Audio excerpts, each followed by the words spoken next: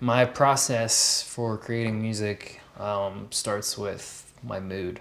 When it's a little bit more emotional, I usually start off with trying to find what's going to be the most present theme in the track. Because if I try to start off and I try to make a beat, maybe I'll change my mind and start making something that's a little bit happier. There was no specific routine, honestly, for the album.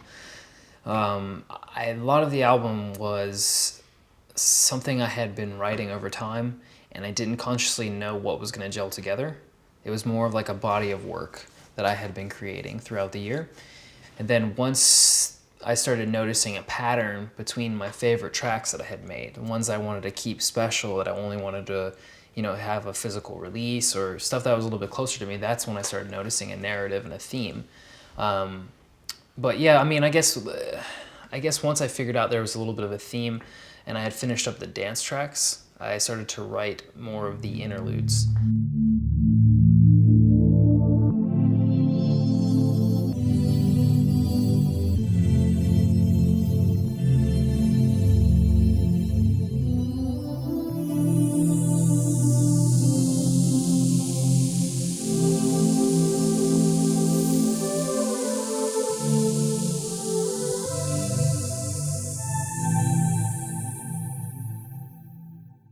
Retrograde Space Opera, my second album, to me, just represents a more mature sound. Just a better understanding of where I'm coming at musically. I think it's mature in the fact that there are more experimental ideas in it. It's not just a dance album. It's also an album that hits on sound design, that hits on more abstract ideas, there's a couple ambient tunes, and as far as writing the whole album itself, I didn't start out saying, oh, I've got this dystopian psychedelic sci-fi story and I want to create an album around it. I think I wrote the album being influenced by that, and then I guess once I was starting to arrive near the end, I started understanding what I was doing, and I started piecing together stuff that went well together. The concept for Retrograde Space Opera, I wanted to tell the entire story of the Anarchostar in the first release. I wanted to give away every every part of how it was going to begin and end and leave you hanging for a sequel. I wanted it to be that movie trailer that you see and you watch over and over because you want to go to the theater, because you're salivating to go buy the Blu-ray and see the special edition stuff. Aesthetically, it still has a lot to do with old concepts, but they're reappropriated for the future. And for me, and I also always loved space operas. They're my favorite kind of sci-fi. Really epic, soft sci-fi space operas where science be damned, you can do whatever you want. So the Anarchostar is a story that is being told through the visual medium and through the sonic medium. The music on the Anarchostar is going to be not just DJ-friendly stuff. There's going to be more abstract stuff, more left field stuff, ambient, also some early dubstep influence, everything. I mean, the thing is, I'm going to be releasing music I like. The track we're about to dissect is called Banthu. The Banthu is basically one of the only domesticated animals that are used for transportation in the Anarchostar. I have a very weird way to set it up. I've set up my live show to where it's specific.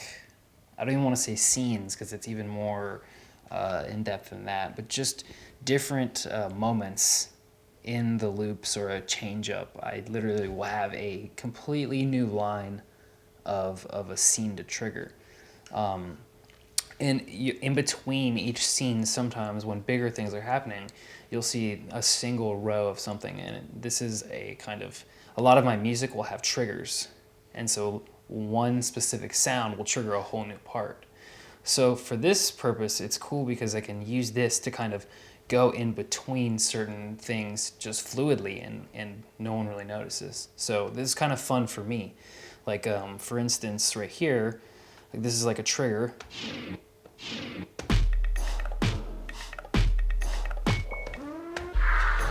and then I can use those as effects, you know.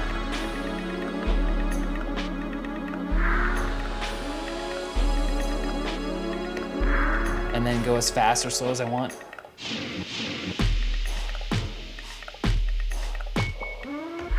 So it's kind of a fun way for me to play around. And also, what I have going on here is I can switch over at any moment.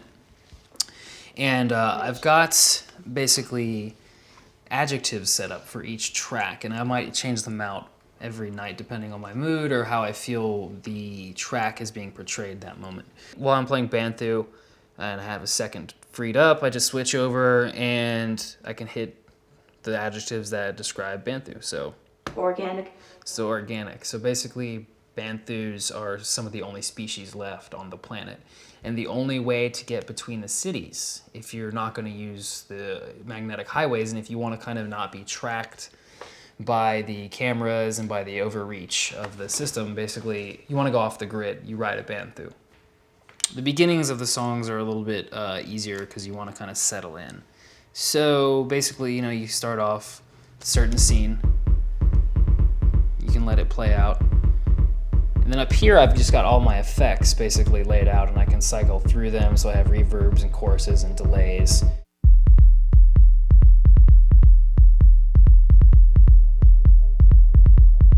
Organic infinity oxygen.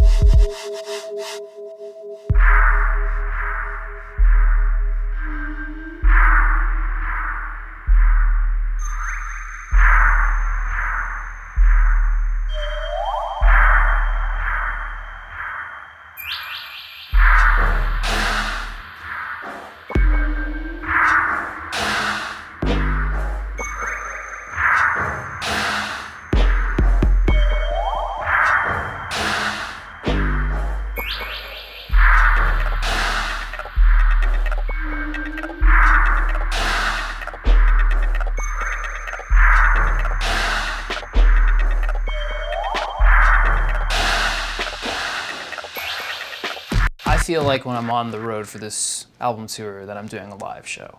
I don't feel like I'm DJing at all. And when you're DJing, you have more mobility.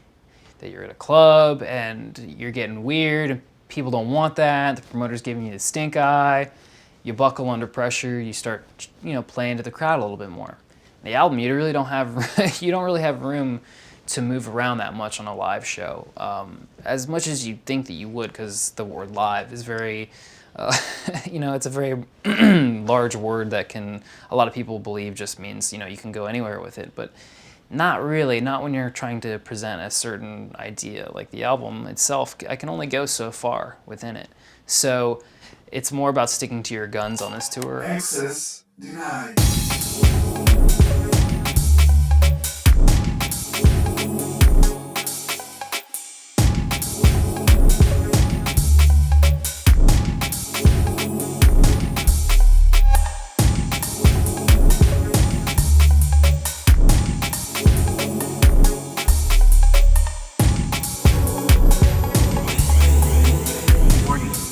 Please move to a safe location.